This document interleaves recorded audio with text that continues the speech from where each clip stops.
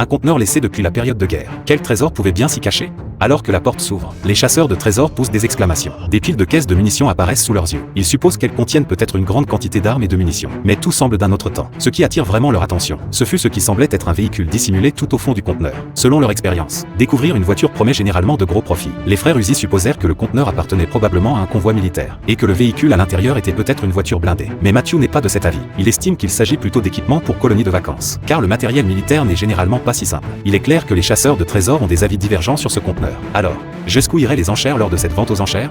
Lorsque les enchères commencent, Anna ouvre les offres à 5 000 $, faisant grimper rapidement le prix. Celui-ci dépasse bientôt les 10 000 $.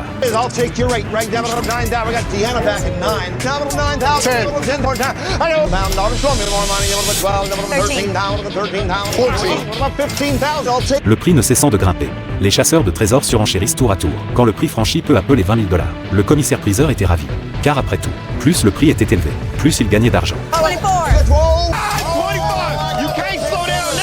Lorsque les frères noirs proposent à nouveau 25 000 $, les autres présents les trouvent fous. Finalement, les frères noirs remportent le conteneur pour 25 000 $. Mais quel trésor renferme-t-il vraiment?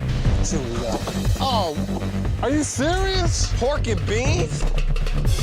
Dog and cat repellent. Ooh, that'd be good for Matthew. Let me have that. Il s'avère que les caisses de munitions ne contiennent que des conserves, et même une pile d'insecticides extérieurs sans valeur. Tout cela n'est que de la marchandise bon marché. First aid kiss? Cheap ones.